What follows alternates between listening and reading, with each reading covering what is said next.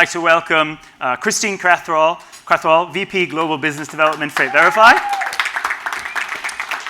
Sara Nader, who's the Chevrolet Field Marketing Manager for General Motors. So Christine will go here. Sorry, we'll do it in the order. Sara, you can sit there in the middle. Christine can come here. Jason Hawk, the CEO of Black Widow Imaging. Jason, why don't you go here? We're doing a nice split. And Marisol Vasquez, Senior Manager, OEM Sales for Glovis America. And finally, the ratio on the panel is correct. I think that's... I think this is the first time that Chris has been outnumbered on a panel. It is finished pretty vehicle. much, yeah. Long overdue. So again, we've got a great panel here representing quite, as you're going to hear, from OEM side, particularly with some dealer focus, logistics providers, and lots of interesting technology too. To kick us off, I want to start with Sara, because Sara, again, you're bringing quite an interesting, fresh view, I think, for this event and this audience, given your direct interaction on the dealer side. And I just wanted to kind of get your perspective, particularly on where you need to see vehicle logistics service enhancements in your job. Tell us a bit about that. Yeah, that's a great question. So for me, as the field marketing manager for Chevrolet, we interact with those dealers directly. So not only do we always hear, hey, where's my vehicle? Where's my vehicle? When we were sitting on 90-day supply, you had a little bit more of a cushion. You had the ability to deal or trade if you had to, if we couldn't quite get that vehicle. Well, that doesn't exist anymore. So we have dealers who are especially dialed in to where their vehicles are, and they want to know where they are in the moment. And thankfully to VinView, that's definitely helping our dealers keep a track on where they are. But for my direct responsibilities of going to market with those vehicles, we really need to know where those vehicles are and when they're going to arrive. For us to go to market and say, new vehicles arriving weekly, secure yours today, we have to be able to actually prove that they're coming weekly and that they are available to be purchased. So for us to maintain truth in advertising standards, it's more critical than ever that we know exactly where those vehicles are. And kind of a quick follow-up on that is, obviously throughout this event, we've talked about the low vehicle inventory situation. And is that, as you on the marketing side too, is that already changing the way that you market these vehicles and to the point that you made, when you can say available already, et cetera? Yeah, absolutely. Because it's one thing to say, hey, we have these vehicles, we know we want to move them, but then the question is, can we substantiate it? And if we can, excellent. Then the question is, well, do we want to do that, or are we being forced into it because that's all we have available to market? So that's one element of it. But a big part of it is just we have our dealers selling so deep into the pipeline, more so than they ever have before, that I think, again, more than ever, they are very sensitive to where is that vehicle, when is it going to arrive, because they're using that to set the customer expectation. And if we get that wrong, the customer is acutely aware that their vehicle is late and they want to know why. Let's turn to you quickly on that, Christine, as well, because clearly, this is sort of what Freight Verify is obviously all about on aspects. But how is this situation changing or evolving the way that you work with your customers, OEM and or dealer side? Yeah, so I think when we first launched finished vehicle visibility, it was really for the OEM to understand where their vehicles are at all times and for them to really optimize their network, right? And where can they drive efficiencies, where can they drive maybe transit time improvements, and not really a focus on the dealer or the end customer so much. And as Sara just mentioned, I don't think you can drive by any dealership pretty much anywhere in the United States or many countries and see such low levels of inventory right now, that it's really changed focus to now, what is the ETA of that vehicle and when will it be there and where's the current location of that vehicle. It allows dealerships to work then with their haul-away providers, with the OEMs of, are there other ways for me to go and grab that vehicle and get it faster? It allows dealers, I think previously for most OEMs, 90 to 95% of their vehicles in transit to the dealers were stock ordered. They weren't pre-sold. And now I think if you talk to almost all brands, almost everything in transit has a customer right now, right? And so to be able to get that customer to want to buy, to put a deposit down, I think by having real-time visibility that they can see that this VIN is moving to them and it might have an ETA of 7 days from now, or something coming from offshore, it might not have an ETA for another 45 days, but customers have some confidence that every 20 minutes, 30 minutes, they see we're tracking that railroad vessel, or we're tracking that rail, or we're tracking that truck, and that ETA is continuously updating. So it's really changed focus on how important it is of where the inventory is and the ETA. Marisol, I wanted to turn to you. Obviously, you've had experience working for Honda on logistics and I think on the field side as well. Obviously, now you're at Glovis for pretty fresh in the role, as I understand it, and working with not only the large kind of OEMs, Hyundai, Kia, but also some new players, startups. What's your take on the changing requirements for logistics from some of these players? And I think we touched on that subject in this conversation, but definitely it is changing. There are adaptations that need to be made to what we do. There is a great need for more visibility, more real-time updates, like I know everyone has been mentioning today. But those vehicles are very critical. They are sold already. Some of them are pre-sold. So when they arrive at a dealership, they will be RDR'd. So there's definitely a need to be able to adapt to the environment that we're in right now, have more visibility, have software and platforms that provide those real-time updates throughout the supply chain process, just to let our OEMs, smaller, big, whatever size they are, their volume, let them know where the vehicles are in transit. And for the new EV companies, which are quite a few that are launching within this year, next year, and the next few years, the product itself is different. So there are a lot of things that, as logistics providers, we need to change. Clearance from the ground, the weight of the vehicles, the battery of the vehicles, how we load them onto a truck, the weight itself. So there are a lot of things that I think today and even in the future we will have to look at and adapt to be able to adapt to the new EV players in the market. Yeah, we're going to come back on some of that. Jason, we're talking here a lot about real-time visibility, time to market, aspects of that. This again is an important part of Black Widow, and we're gonna show a video in a moment because sometimes pictures do tell more than words. I think your company could use that as a slogan, I'm sure. If, but I mean, before we do that, I'm just going to hear from you and what ways you see your technology and others, changing the way OEMs and dealers improve this need for visibility, as we've just heard reinforced. Yeah, I think a picture's worth 1,000 words, of course, and I think it gives that transparency that vehicle actually exists. People are used to buying online. I think sometimes we get lost in the mix that the car is the second biggest purchase, right? So they're excited about it. So being able to see the actual vehicle that is being tracked is important to them. So I think that's something that the consumer drives us. From our world of used cars, dealers, being the trucker, we were always, no matter what we did, we could not please what the consumer needed. So in designing our product, we really took in the pain points that came up consistently. So as things have adapted and changed with COVID, I think if there's a visual image, I think that's something that's bilingual anywhere in the world. And having those images and giving that transparency and along with tracking and the logistics side of it, I think it's a good fit to be able to adapt to what we're up against here in the last 2 years. Let's cut quickly to that video. Actually, I mean, those of you who haven't already might have noticed in the center of our exposition stand Black Widow's technology. But we just want to have a quick flash on the video here to demonstrate.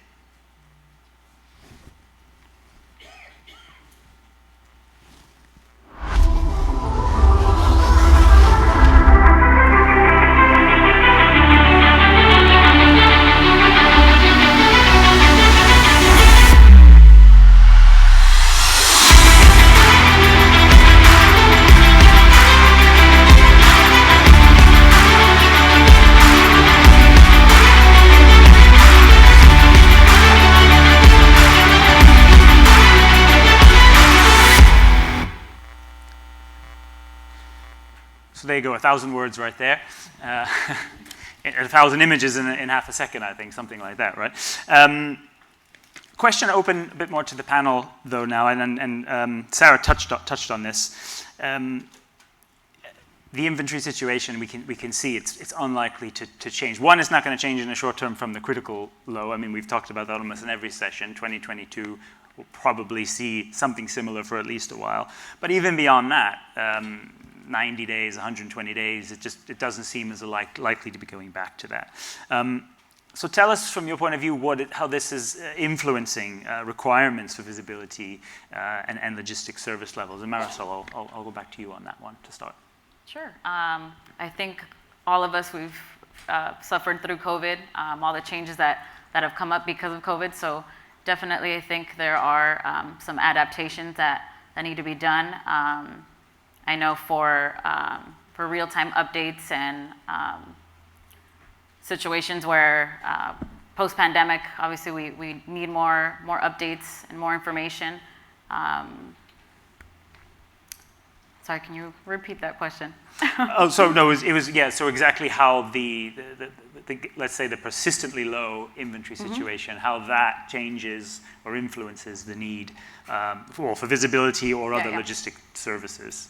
Yeah, and I think the low inventory, obviously, like you mentioned, it won't be something that will change in the near future. We know that although projections say that there could be some change in 2022, the inventory levels will not reach what they were before.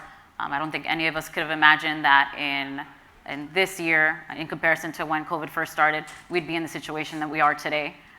We at one point couldn't store vehicles. We didn't know where to put them. And now we're at the point where dealers are already in vehicles as soon as they land on the ground. So definitely, I think because of COVID, there are some changes in that and having to adapt to the low inventories that we know will continue in the near future. So Chris, maybe if I can make Yeah, please. So our founder likes to say, never waste a good crisis. And so I think one of the things between COVID and now the microprocessor shortage is it's really been a catalyst that allows disruptors to come in and actually change how we do business. And you heard Steve talk earlier this morning. I think every OEM has come out and said we will never go back to 90 days inventory. We'll go to somewhere probably between 30 and 60. And if you think of even going from 90 to 60, 30 days supply, that is billions of dollars of inventory costs, insurance costs, handling, security, storage. And so I think that we're going to come out of this even better. And tools like VidView, and we're not the only solution out there, really is going to drive and allow OEMs to drive more efficiencies than they've ever had before. And I just see that there's a whole host of additional services that can continue to be added and leveraged. Of how do you share visibility then across dealer groups or across different regions, so they can even do maybe more efficient pooling. And, so you're not sitting on as much inventory at each dealership. So I think it's exciting. I mean, I've sat here many years with you, and I've never seen so much change in the last 12 months, I think, driven because of COVID. And as Rory even mentioned this morning, right? I mean, people are open to many different ways of doing business they never would have said before that was an option. So I think for all of us in the room, it's time for us to say, let's go, right? And how do we go after this? And I think it's really exciting time to be in an industry that we used to talk about. There's been no change, and there's been zero advancements, and we're talking about the same thing for 10 years. We're not talking about the same things here today. So I'm excited. For sure not. Jason, has this been a catalyst as well for Black Widow in a similar way? Yeah. Yes, it has. I think I never would have predicted that, but I think there was a time when we knew that things would change. So I think when you're coming up with an idea, there might be a little bit of delusion in there, right? Also known as a dream. So you have to chase that until that there is a need, right? So I think I like to use the analogy Blockbuster, right? But I think even when Netflix came out, they came out with they were mailing the DVD, and that. So I think we're right there about to make the shift of streaming that data from mailing. So I think everybody here is willing to adapt, and I think that's what's important about when a crisis comes in or something changes. We adapt and we find a way, and we're not afraid to fail. So I think that's the shift that's happening, and I think that it has been very similar for a long time. Even though I've only been in 20 years, a lot has changed in the short time. So I think overall we'll be stronger, and I think we'll be able to get the consumer what they want faster.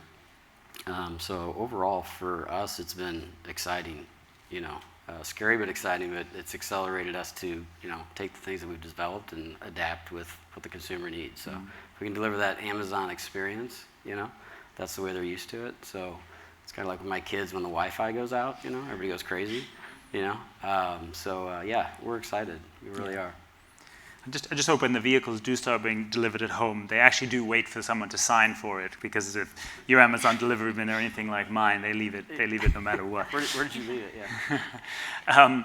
And I really agree with Christine. I mean, for so many years we talked about no change, being in the Stone Age, and it does seem, although I do think, I've always said finished vehicle logistics is a delusional industry, so that is something that at least hasn't changed, Jason.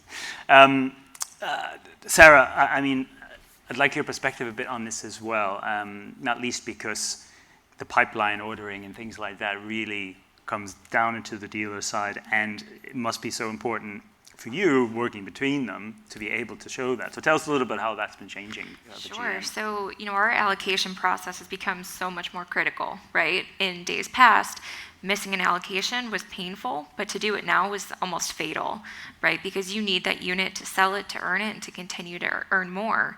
And for us, when you also couple that, right, you have limited production, you need to make sure you're ordering that vehicle correctly the first time. Because if you sit on it, you're going to have a problem. If you don't get the right content, you can't rely on getting another allocation right away. So it's definitely changed the focus for our dealers, where more than ever they need to be very careful about making sure they have bankable, buildable orders, so that when they get allocation, they can maximize it and continue to earn more. And they don't have, that network that they can leverage the way they used to if they maybe had a misorder, they got a pattern order, something along those lines. They don't have the flexibility to try to get a dealer trade anymore. So more than ever, that is driving a lot of decisions on vehicles and contenting and where they're going to go from there. And has it already kind of improved the ability to actually say, okay, now we can in effect allocate this order 45 days before, or whatever the number might be, compared to that, what previous? Yeah, and there's been some interesting conversation too about the chip shortage and how that's actually driving a lot of contenting decisions in and of themselves.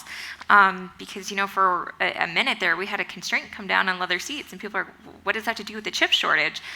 Well, it does and it doesn't, because in our content, that leather seat was tied to a heated seat. It was tied to a different trim level that required a microchip. So it's had some interesting unintended consequences that have made us reevaluate how do we package it, but then how do you also meet that customer interest, right? If somebody's coming in for a high country, they're probably not going to be satisfied with the cloth seat or something along those lines. So again, it's balancing what can we build with what we need to build and still meeting that customer need and demand.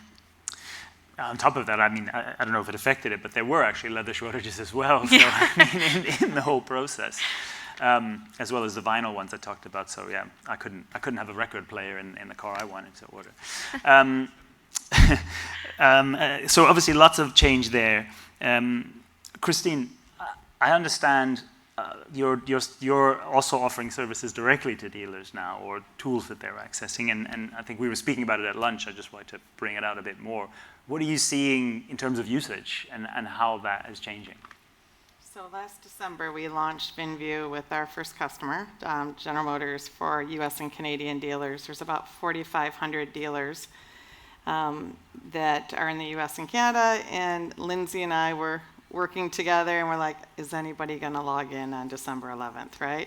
And every couple minutes, we'd hit a refresh to see usage, and we were like celebrating, oh my gosh, we got our first login.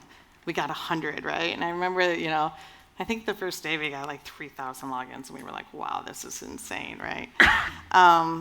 So from December 11th of last year, fast forward to now, on any given month, 95% of the GM dealer base is using it. And we have 25,000 users using it and 100,000 logins a week. And in October, we had 400,000 logins. Of those are just GM dealers going in, getting current location of their vehicle, with our intelligent ETA, right? So from the moment that the vehicle is available to ship, we're providing then that ETA that's constantly updated based on real world conditions and where that vehicle is.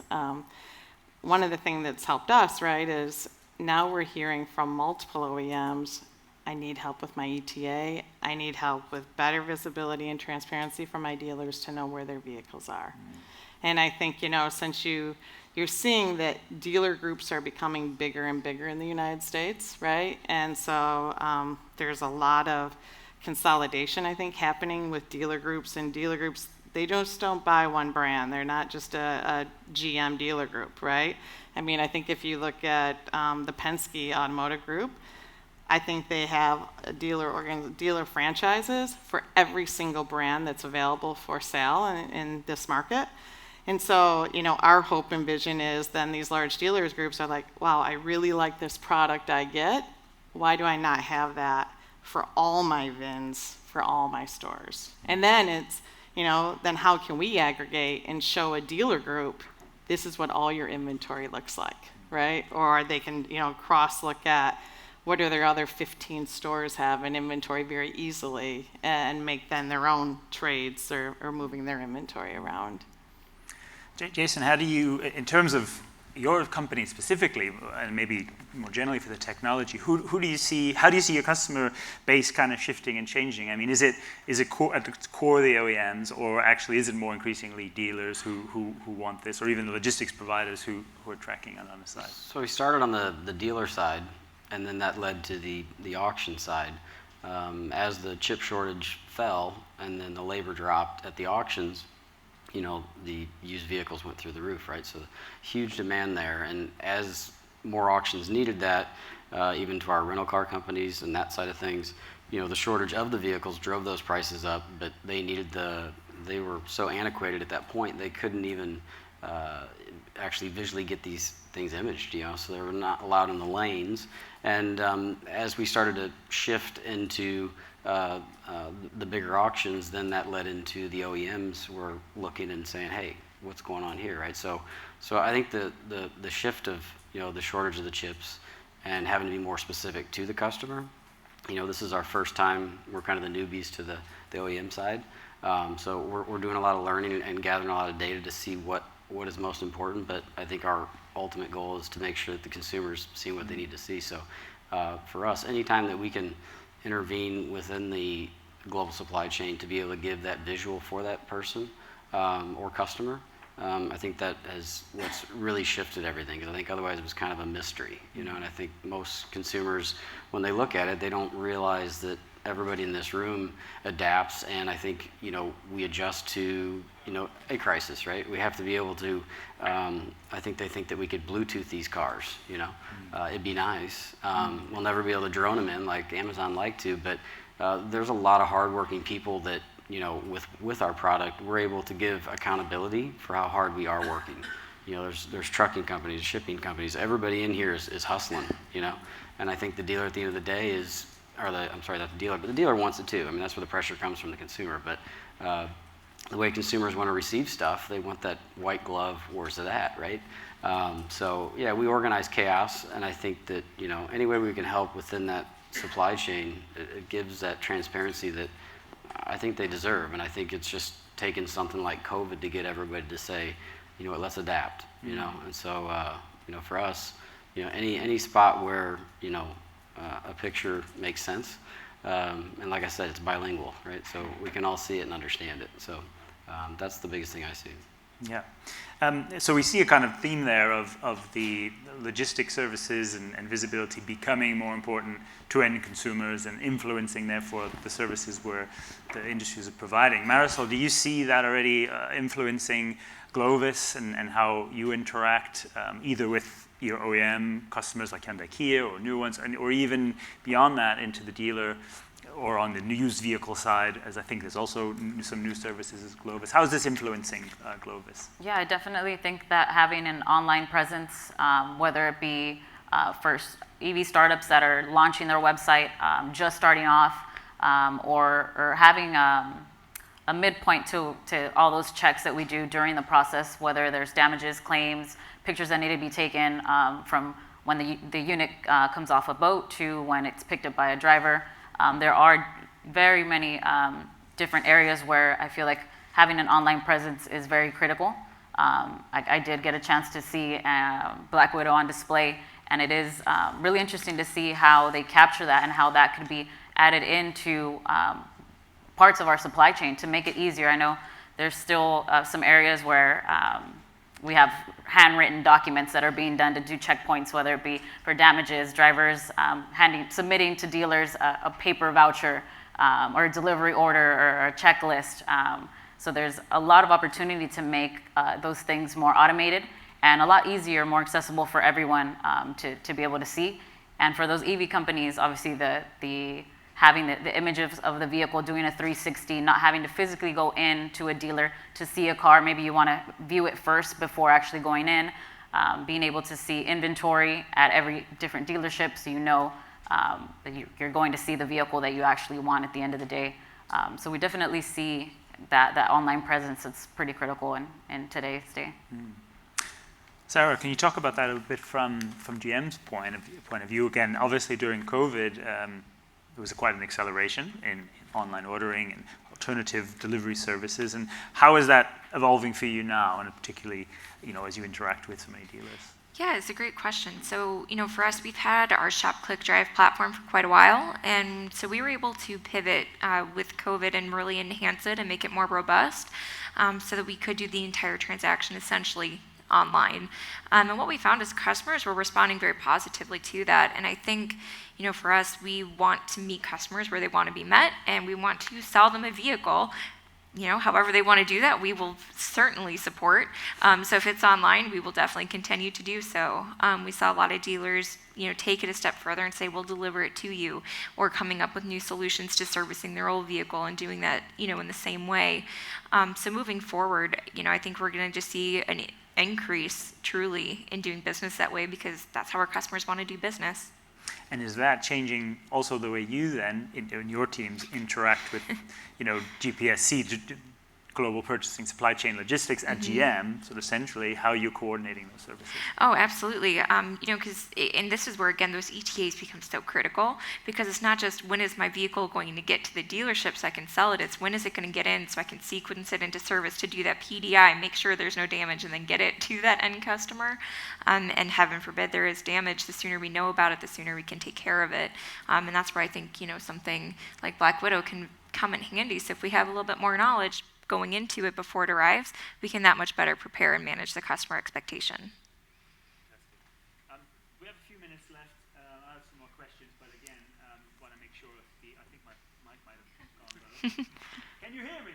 It's never a problem for me. But if there are any questions from the audience, then please just put your hand up and we'll get you involved. But in the meantime, and again, I hate to tell you this, but you're not getting to the drinks faster by now. We're talking about enhancing service, and we've talked a lot, again, across this session about rising costs and inflation, and also vehicle prices, frankly, as well. What really is dead? That's good, too. Someone is trying to silence me. I get the message. I'll repeat that, if I can remember what I was saying. Rising costs of vehicles, service, inflation.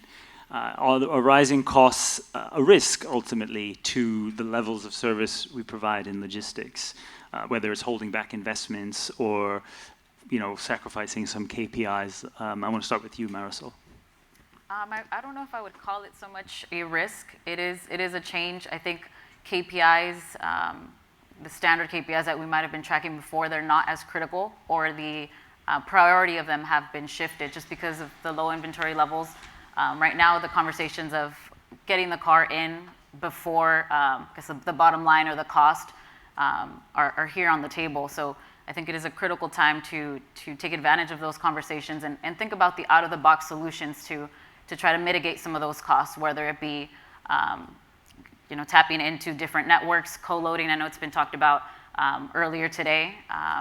Being able to share, which was something I think before maybe not have been such an easy conversation to have, to say, to mix up brands on a load, to maximize that truck. So I think not so much a risk, but adapting to the change and accepting the differences that we're experiencing today due to the environment. So again, another catalyst for the changes we're talking about. And anyone else would add or anything to that from the panel?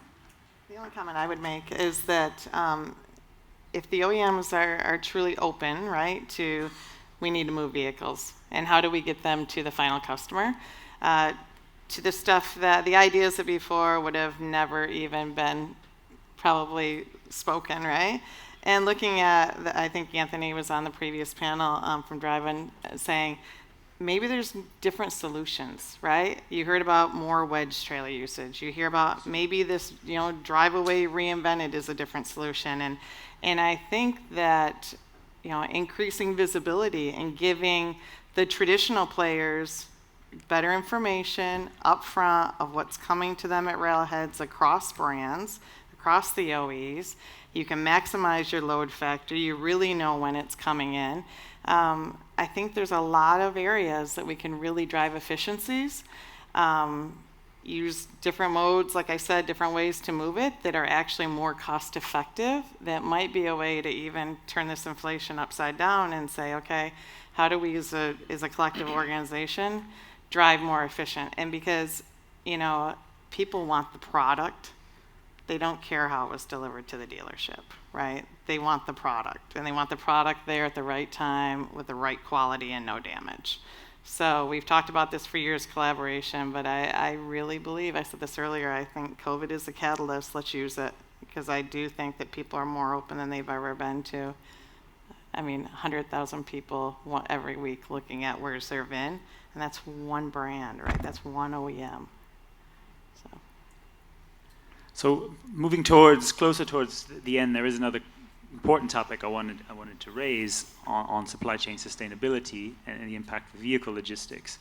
And actually, Sarah, I wanted to raise it from you from a bit of a different point of view. We're just talking about the customer doesn't really think about how the car gets to them as long as it gets to them.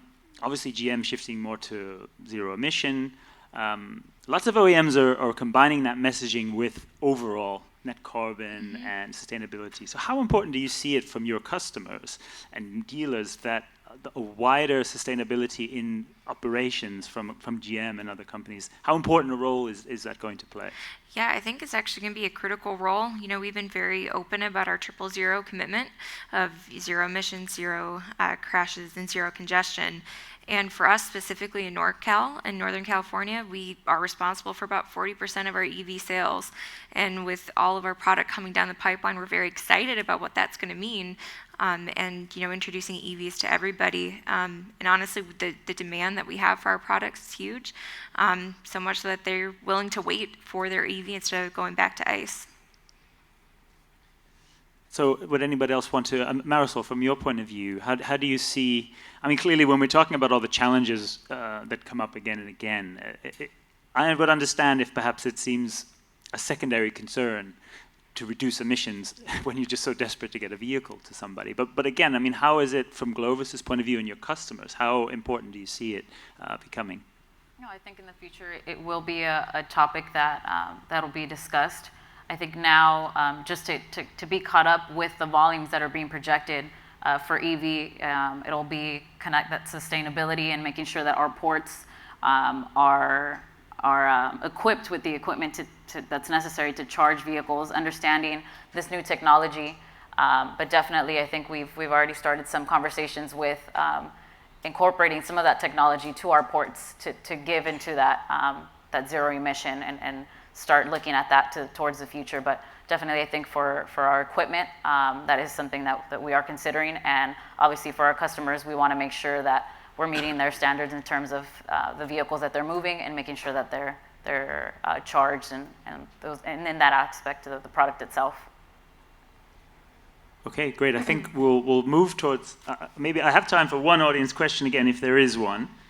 But if there's not, then I'll ask the last question to the panel.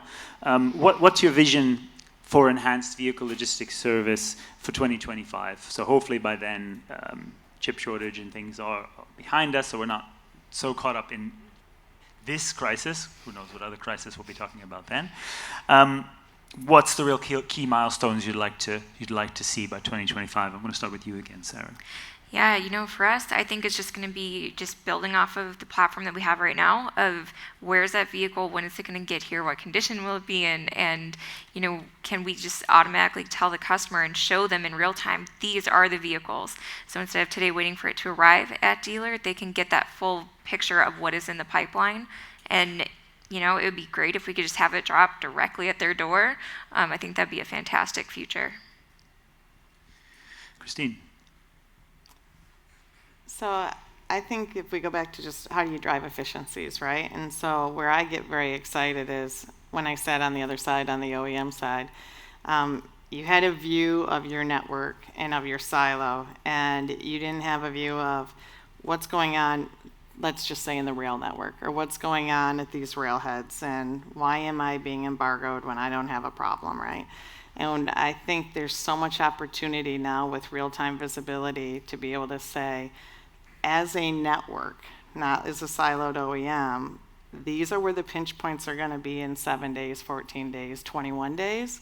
And how do we work together across all the service providers in that to drive the efficiencies, to keep networks fluid, to get the velocity, to allow that 30-day supply to be real, to satisfy the customer, and without having to spend, you know, exorbitant amount of money on spot buys or rerouting things or having the railroad embargo you, right? So I think it was mentioned in the previous session about AI. I mean, AI is going to change the world of, you know, how things are routed, how we understand flows of material, how we can better optimize load makeup and that. So as I said earlier, I think it's a pretty exciting time that there's actually transformation happening. So. Absolutely. Jason, paint us a picture for 2025. Hey, Tom. Like Rob Ross. Yeah, I think you know, as the customer, you know, wants that streaming experience, I think we're all going to have to collab and work together how we used to do it. You know, relationships takes time to build, and I think, you know, partnering with different technologies or different partners that have specific needs. We have to be open to the pinch points. We got to be honest with ourselves on where we're, you know, not doing the best job. But as far as, you know, for everybody involved in this, I really see that it's only a matter of us being able to adapt and be honest with ourselves that, hey, this is changing and this is what the consumer wants. So I don't see any limits as long as we're open and thinking outside the box. But other than that, I don't think it's anything to be afraid of. I think the change will be good. And I think by that time, I think it'll just be the way. So as long as we keep an open mind and heart on ourselves and keep listening to the consumer, I think it's limitless to how we improve our current situation. So. Thank you. Marisol, the last word to you. Yeah, I think I can definitely agree with everyone here. And as for Glovis, Glovis is really excited for the future. All of these challenges have posed alternative solutions. They've allowed us to kind of go outside of the box and come up with different ways to find that solution for our customers. So definitely, I think maximizing what we offer, taking advantage of some of those networks that we have, and really trying to, at the end of the day, please our customer. They come in every day, they have an idea in mind, and although they might not know exactly how to get that process done, it is our job to understand the logistics side and kind of educate them in that process.